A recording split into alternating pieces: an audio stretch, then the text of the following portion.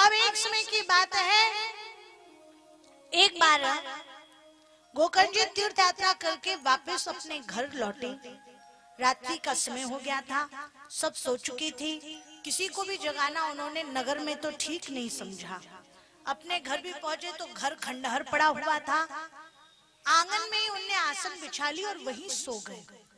अब अर्धरात्रि में गोकर्ण जी की निद्रा भंग हुई और उनने क्या देखा कि एक प्राणी बार बार रूप बदल रहा था। कभी वो हाथी बन जाता, कभी इंद्र बन जाता, कभी अग्नि, कभी वायु, कभी पर्वत, ऐसे बार बार रूप बदलता।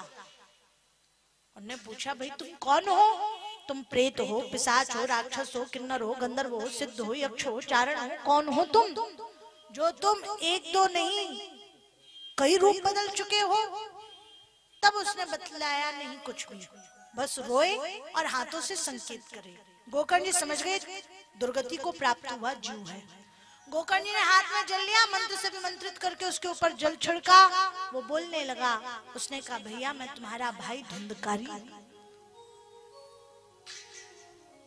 मैंने इतने पाप किए जिसके कारण मैं दुर्गति को प्राप्त हो गया।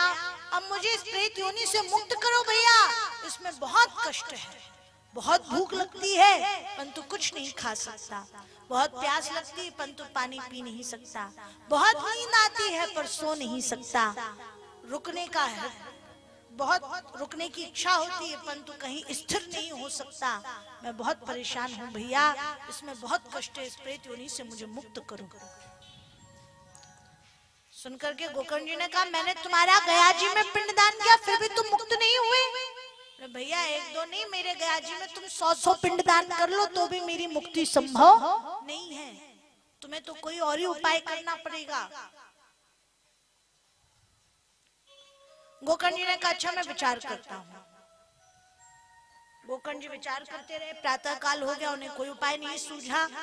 अन्य विद्वानों से परामर्श किया, तब उन्होंने भी कहा कि गया जी में पिंडदान करने के बाद भी यदि किसी की मुक्ति ना हो तो फिर उसकी मुक्ति नहीं हो सकती। गोकर्ण जी ने कहा, कौन बताएगा उपाय? उनने हाथ में जल लिया, मंत्र से विमंत्रित करके वो जल सूर्य नारायण के ऊपर छिड़का। सूर्य नारायण का रथ रुक गया। गोकर्ण जी ने सूर्य नारायण को प्रणाम किया। इस दृश्य को सभी ने देखा। गोकर्ण जी ने प्रणाम करके पूछा कि हे सूर्य नारायण, आप कृपा करके बतलाइए कि धुंधकारी की मुक्ति कैसे संभव होगी? सूर्य नारायण ने कहा, इसे तुम सप्ताह श्रीमद् भागवत कथा का श्रवण कराओ, ये मुक्त हो जाएगा। तब वहां पर फिर भागवत कथा का आयोजन किया गया। कथा प्रारंभ हो गई। गोकर्ण जी स्वयं कथावाचक थे, कथा कह रहे थे। अब प्रेत कहीं स्थिर नहीं रह सकता। धुंधकारी विचार करे, मैं कहाँ बैठूं, कहाँ बैठूं। तो वहां एक 7 गांठ का बास था जिसमें एक छोटा सा छिद्र था, उसमें जाकर के धुंधकारी बस गया और वो वहीं कथा श्रवण करने लगा। जब पहले दिन कथा का समापन हुआ तो 7 गांठ के बास में से एक गांठ अपने आप फट गई। दूसरे दिन दूसरी गांठ का भेदन हो गया, तीसरे दिन तीसरी, चौथे दिन चौथी, 7वें दिन 7 गांठों का भेदन हुआ और उसमें से एक दिव्य पुरुष उत्पन्न हो गया जो कोई और नहीं, स्वयं धुंधकारी था। भागवत कथा के श्रवण से धुंधकारी मुक्त हो गया। बोलो वृंदावन बिहारी लाल की जय हो। अब धुंधकारी का बिल्कुल विष्णु दूत रूप हो गया। जैसे भगवान नारायण के पार्षद होते हैं वैसे स्वरूप धुंधकारी का भी हो गया। भगवान के धाम से दिव्य विमान आया जिस पर धुंधकारी बैठकर जाने लगा। तब वहां तुरंत ही गोकर्ण जी ने रोकते हुए विष्णु दूतों से पूछा कि भाई कथा तो सबने सुनी है, तो केवल धुंधकारी के लिए क्यों विमान आया, हम सबके लिए विमान क्यों नहीं आया? उन्होंने कहा, देखो कथा में 3 कार्य आवश्यक हैं, श्रवण, मनन और निधिध्यासन। ये बात तो सब जानते हैं कि भागवत सुनने से मुक्ति मिलती है। तो अभी तक ऐसा तो है नहीं कि आप लोग पहली बार ही कथा सुन रहे हो। बहुत से लोग ऐसे भी होंगे जिनने पहले भी कई बार भागवत सुनी होगी, तो वो मुक्त क्यों नहीं हो गए? या तो शास्त्र वचन असत्य है या फिर आप ही लोगों में कोई त्रुटि रह गई। शास्त्र कभी मिथ्या भाषण नहीं करते, इसका मतलब आपके कर्म में त्रुटि रही। कर्म में त्रुटि क्या रही? 3 बात। कथा केवल सुनने भर से मुक्ति नहीं होती है, उसके लिए मनन भी जरूरी है। आपने अभी सुना, अब जो सुना है उसको बार बार मन में चिंतन कीजिए, उसका स्मरण कीजिए। अभी लोग कथा सुनते हैं तो आधा समय तो मन यहाँ वहां भटकता ही रहता है लोगों का। यही देखते रह जाते कौन आए हैं, माता ये देखती रह जाती कौन आई है, किसने कैसी साड़ी पहनी है। कहने का मतलब लोगों का ध्यान यहाँ वहां रह जाता है, जिस चक्कर में आधी कथा सुन पाए और आधी कथा निकल गई। अब जब आप यहाँ से उठ के मुझसे मिले भी और मैं आपसे पूछूं आज आपने क्या क्या सुना, तो लोग नहीं बता पाते हैं कि आज हमने क्या क्या सुना। यहाँ सिर्फ कथा सुननी भर नहीं है, आपको उसे अपने मस्तिष्क में और अपने हृदय में बिठाना भी, उसे मेमोराइज भी करना है, बार बार उसका चिंतन करना है। फिर क्या करना है? निधिध्यासन करना है। 3rd स्टेप कि आपको उसे अपने आचरण में भी लाना है। कथा सुनना भर नहीं है, कथा को जीना भी है, तब जाकर के मुक्ति मिलती है।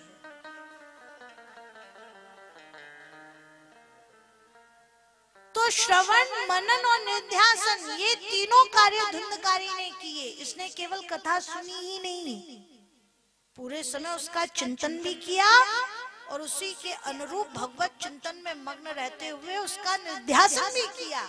इसलिए धुंधकारी के लिए विमान आया। आप लोगों ने सिर्फ श्रवण की है कथा, मनन नहीं किया, निध्यासन नहीं किया, इसलिए आपके लिए विमान नहीं आया। कह करके और फिर वहां से वो भगवान के धाम को धुंधकारी को ले गए। धन्या भागवती वार्ता प्रेत पीड़ा विनाशिनी। ये भागवत कथा धन्य है जो प्रेत पीड़ा का भी नाश करने वाली है।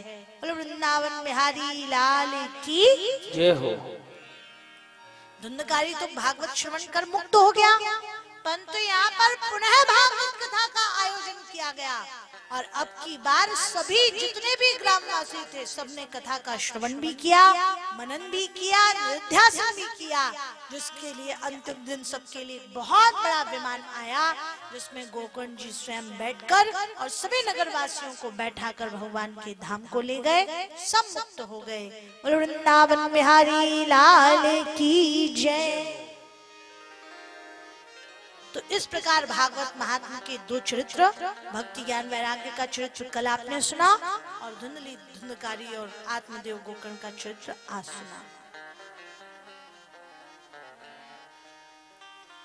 भागवत श्रवण करने के कुछ नियम भी हैं जो महात्मा के 6th अध्याय में बतलाए गए हैं।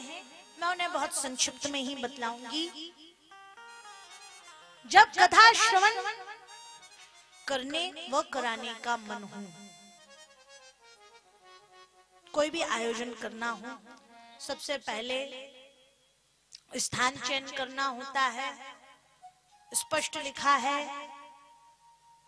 ग्रामे वा यदि वारण्ये, चाहे ग्राम हो चाहे अरण्य हो,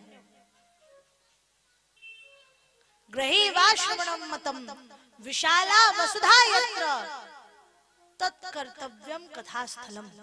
तीर्थे वा यदि वारण्ये, चाहे तीर्थ हो चाहे ग्रह हो या फिर ऐसी जगह जहां विशाल वसुधा हो, उस स्थान को कथा स्थल के लिए चयनित करना चाहिए। फिर किसी योग्य विद्वान ब्राह्मण के द्वारा भागवत कथा का श्रवण करना चाहिए। डॉक्टर ने कह दिया तुम्हें मधुमेह है, अब मीठा नहीं खाना। अब वो बेचारा मीठा नहीं खा पा रहा है, पर मन में तो इच्छा है कि मुझे मीठा मिले, मन में तो इच्छा है कि काश मुझे मीठा मिलता होता तो कितना अच्छा होता, मैं कितना दुर्भाग्यशाली हूँ, मुझे इस रोग ने क्यों पकड़ लिया। तरह तरह के विचार, और जिससे भी मिले उससे कहें क्या करें, हम बड़े मजबूर हैं, हम मीठा नहीं खा सकते, हमें डायबिटीज है। मन की इच्छा खत्म नहीं हुई मीठे से। परंतु त्यागना पड़ रहा है। जो जरूर मतलब मजबूरी वाला काम है वो हुआ त्याग। और एक होता वैराग्य, मुझे तो मीठा पसंद ही नहीं है, अब मीठे से बिल्कुल ही विरक्ति है, मन में उसके प्रति कोई इच्छा नहीं है, ये है वैराग्य। तो ऐसा ना रह जाए कि हमने ऊपर से त्याग दिया और मन में इच्छा शेष है, नहीं, हमें वैराग्य करना है कि हृदय से ही उस वस्तु की इच्छा नहीं है, उस वस्तु की कामना नहीं है। बोले और वैराग्य किससे करो? पहले शुरुआत शरीर से की, बोले अब बोले देखो अपने जितने भी स्वजन संबंधी हैं उनसे भी वैराग्य करते चलिए, क्योंकि वे भी सब बंधन के कारण हैं, मोह के कारण हैं, संसार बंधन का कारण है। संसार क्षणभंगुर है, क्षणभंगुर जीवन की कलिया, कल प्रात को जान खिली न खिली, मलया गिर की सुचि शीतल मंद, सुगंध समीर मिली न मिली, कलिकाल कुठार लिए फिरता, तन नम्र है चोट झिली न झिली, भजली हरि नाम अरी रसना, फिर अंत समय में हिली न हिली, फिर अंत समय में हिली न हिली। इसलिए मनुष्य को चाहिए कि वो अपने वैराग्य के शस्त्र से माया मोह के बंधन को काट दे और बढ़िया भगवान का भजन करे।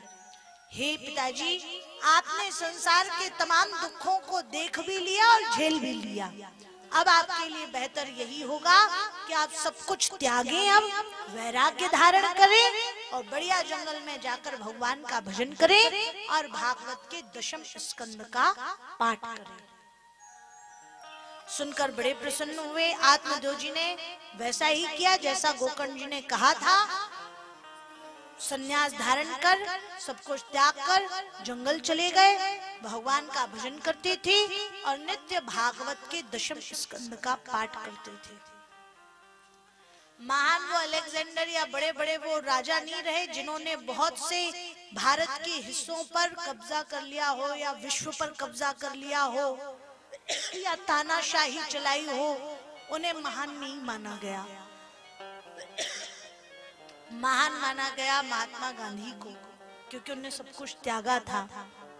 उनकी जीवनी भी यदि पढ़ेंगे तो आप देखेंगे कि उनने बहुत समय तक अन्न भी त्याग कर रखा, अपने शरीर को भी बड़ा तपाया था। और इससे भी पहले के जितने भी महापुरुष हुए आप देखेंगे, जिसने सब कुछ छोड़ दिया, अन्न भी छोड़ दिया, जीवन की जितने भी सुख भोग की चीजें हैं वो भी छोड़ दी, सब कुछ त्यागने के बाद वो महान कहलाए। मतलब महानता त्याग में है, महानता इस चीज में नहीं है कि आप खूब सारी संपत्ति बटोर लें, वो महानता के अंतर्गत नहीं आएगा।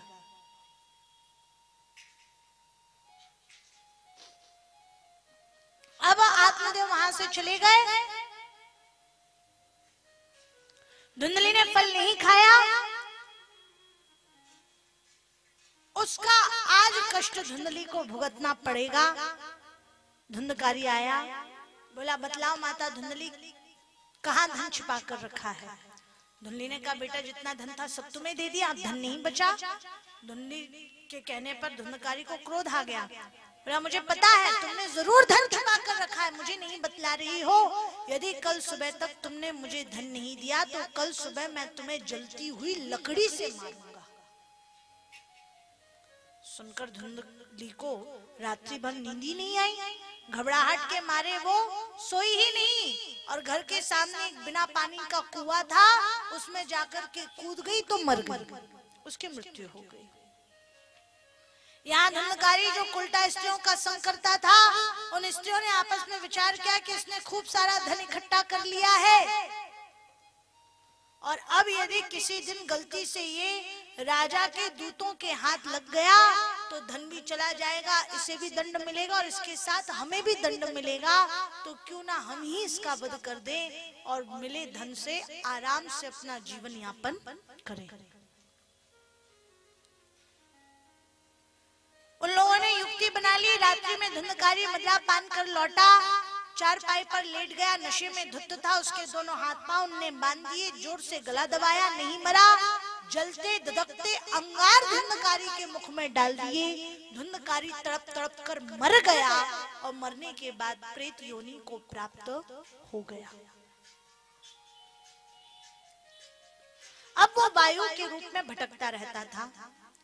दूसरी तरफ गोकर्ण जी तीर्थ यात्रा पर निकले हुए थे। जब आत्मदेव जी गए जंगल तो गोकर्ण जी भी तीर्थ यात्रा पर चले गए। वहीं उन्हें किसी ने बतला दिया था कि धुंधली और धुंधकारी की मृत्यु हो चुकी है। तो वो जिस जिस तीर्थ में जाते उस तीर्थ में उनका पिंडदान और श्राद्ध जरूर करते।